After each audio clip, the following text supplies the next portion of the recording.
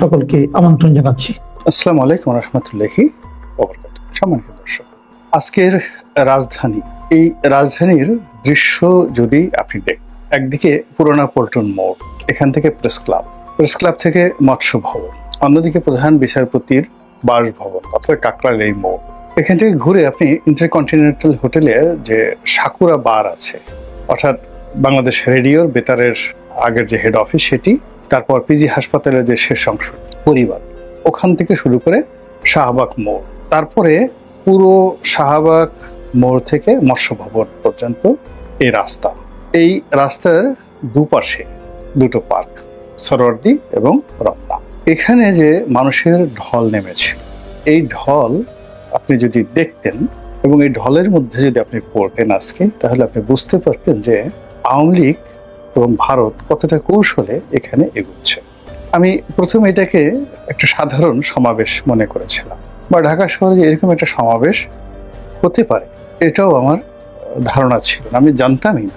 কিন্তু এর আগে প্যালেস্টাইন, মার্চ ফর প্যালেস্টাইন বা মার্চ ফর গাজা শিরোনাম দিয়ে জামাতপন্থী যে সকল আলেম এবং ওলামা, তারা যে বিরাট সমাবেশ করেছিলেন, তো সেটাকে চ্যালেঞ্জ জানিয়ে আজকের এই সমাবেশটি হলো মার্চ ফর প্যালেস্টাইন। তো এখানে মূলত যারা এসেছেন তাদেরকে সুন্নি মুসলমান হিসাবে আখ্যায়িত করা হয়, যারা ভালো নাম হলো আহলে সুন্নাত ওয়াল জামাত। বাংলাদেশে যারা ইসলামী রাজনীতি করেন তারা তিনটি ভাগে বিভক্ত। একদিকে হলো জামায়াত ইসলামী, আর একটি হলো আহলে সুন্নাত ওয়াল জামাত, এই পন্থী যারা লোকজন, আর একটি গ্রুপ রয়েছে হেফাজত। এখন এই তিনটি মূল গ্রুপের বাইরে মতাদর্শ দিক থেকে যদি আবার ভাগ করেন, তাহলে এখানে আরো বেশ কয়েকটি গ্রুপ রয়েছে। আহলে সুন্নাত ওয়াল জামাত আজকে যারা এই অনুষ্ঠানে এসেছেন, তারা বলতে গেলে 100% আওয়ামী লীগ পন্থী। উপরে অনেক কথা বলেন, অনেকে যা কিছু বলেন না কেন, কিন্তু এখানে মূল যে ফোর্সটি, এরা সবাই আওয়ামী লীগ পন্থী।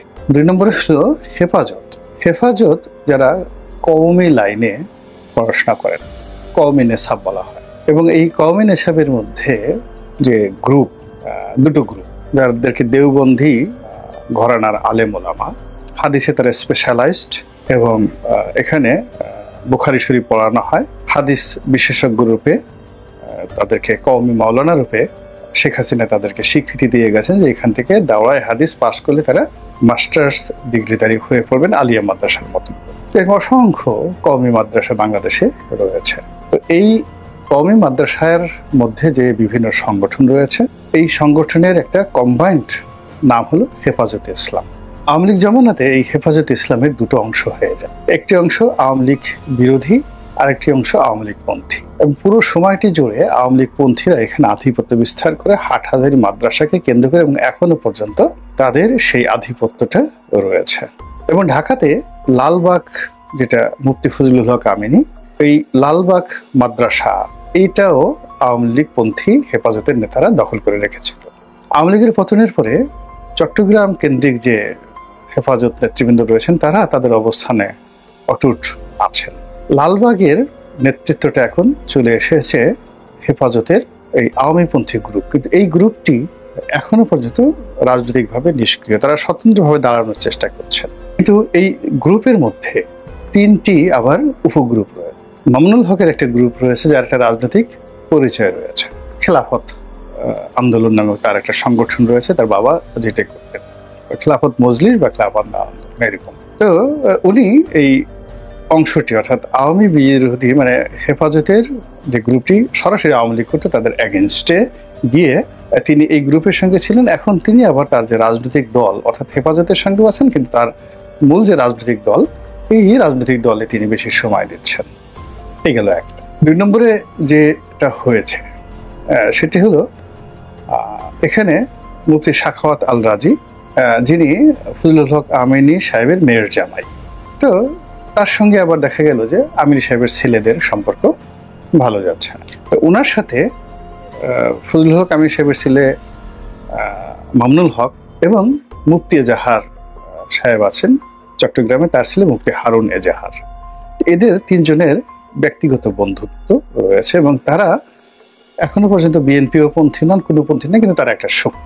তো যা হোক, এখন যেটি হয়ে গেছে সেটি হলো ওই যে ইসলামপন্থী যারা করেছেন, যাকে বলা হয় জামাতপন্থী যারা করেছেন, তাদেরকে কাউন্টার দেওয়ার জন্য আজকে যে সমাবেশটি হলো আহলে সুন্নাতুল জামাত। আহলে সুন্নাতুল জামাত এরা করেছেন, এদের মধ্যে আর কোনো গ্রুপ নাই, এদের মধ্যে ম্যাক্সিমাম মাইজ ভান্ডারি, এনায়েতপুরি, আটরশি, ফুলতলি পীর সাহেব, মানে যাদের তরিকা রয়েছে, সিলসিলা রয়েছে, মাজার রয়েছে, তারপরে যারা পীর মোর্শেদ এই জিনিসগুলোতে বিশ্বাস করে, তারা আজকে বাস ভরে ভরে এসেছেন। যদিও ঠিক এই তরিকার মধ্যে চরমোনাই পড়ে, কিন্তু চরমোনাই এখানে আসেনি, ওটা আবার আলাদা একটা গ্রুপ হয়ে গেছে, একটা স্বতন্ত্র একটা গ্রুপ হয়ে গেছে। এক পক্ষ জামাত করলো, জামাতের কাউন্টার আজকে এটা করলো, যেটা আওয়ামী লীগের একটা শোডাউন হয়ে গেল। এই জামাতের তার সাথে যেমন বিএনপির কোনো সংযোগ ছিল না, আজকেরটার সাথেও বিএনপির কোনো সংযোগ নেই।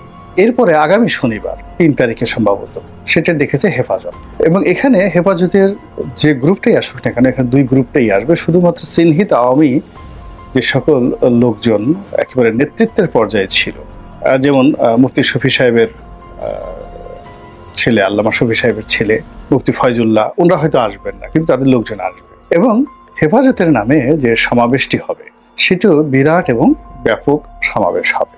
ওর মধ্যে ধরে রাখেন 60 or 70% আওয়ামী লীগের লোক দুটো সমাবেশ করে ফেলবে। আচ্ছা, এরপর যখন এরকম সমাবেশ হবে, চরমোনাই তো বসে থাকবে না, তারা বলবে জামাত করলো, হেফাজত করলো, আমাদেরই বা লব কম কিসে, তারা তো ইজিলি এইখানে 8-10 লাখ লোক ঢাকা শহরে তারা সমাবেশ করতে পারে, এবং তাদের সেই শক্তি জানান দিতে হবে।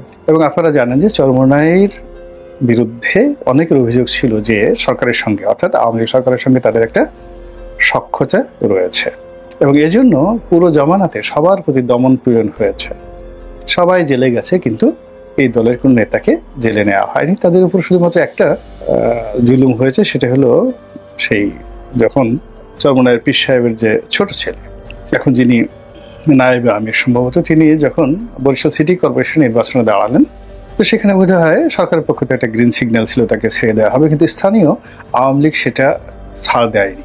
ফলে শেখ হাসিনা ইচ্ছা থাকা সত্ত্বেও তিনি মেয়র হতে পারেননি, এবং ওই সময়টাতে মারামারি কাটাকাটি হয় এবং সেখানে তিনি আহত হন, রক্তাক্ত হন।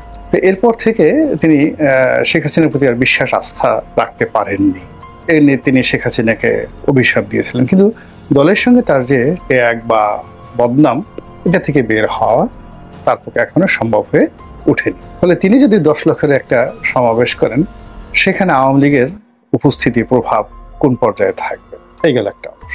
এরপরে তারা যখন করবে তখন তাবলিগের লোকই করবে, তাবলিগের লোক তো বসে থাকবে না, সেখানে তাবলিগের 2টো গ্রুপ, একটা হলো সাতপন্থী আর একটা হলো জুবায়েরপন্থী। তো মাওলানা জুবায়েরপন্থী বাংলাদেশের যে গ্রুপটি আছে, এই গ্রুপটির সঙ্গে আবার এই হেফাজতের মামুনুল হক সাহেব, আল রাজি সাহেব, সাখাওয়াত আল রাজি সাহেব, মুফতি এজাহার সাহেব, এদের একটা সংযোগ রয়েছে। তো তারা একটি সমাবেশ করবেন যেখানে 50-50, সেখানে অন্তত 50% লোক আওয়ামী লীগের থাকে। আবার যখন সাতপন্থীরা, ভারতপন্থী যারা, দিল্লি মাকরাজের অধীন যারা, দিল্লির নিজামুদ্দিনের যে তাবলিগের হেডকোয়ার্টার রয়েছে, আপনারা যারা দিল্লিতে গিয়েছেন ওখানে দেখবেন একটা স্টেশন আছে, নিজামুদ্দিনের স্টেশন, মূল নাম মেহেরুলি।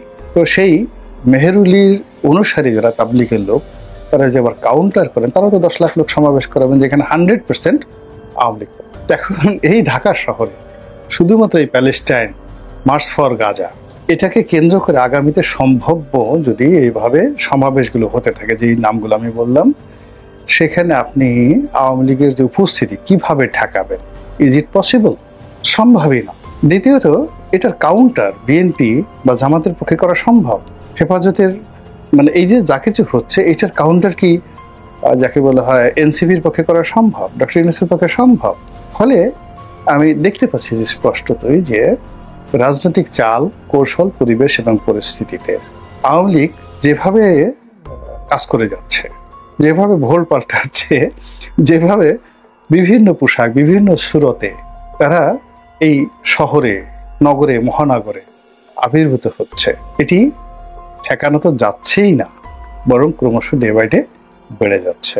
কাজেই আপনারা যারা বড় বড় কথা বলেন, আওয়ামী লীগ বিরোধী কথা বলেন, আমি যে কথাগুলো বললাম সেটার অ্যাগেনস্টে একটু চিন্তা করেন, যদি যুক্তি থাকে এভাবে উপস্থাপন করেন, যাতে করে আওয়ামী বিরোধী যারা রয়েছেন তারা আরো ইন্সপায়ার্ড হতে। মহান আল্লাহ আমাদের সবাইকে হেদায়েত দান করুন এবং হেফাজত।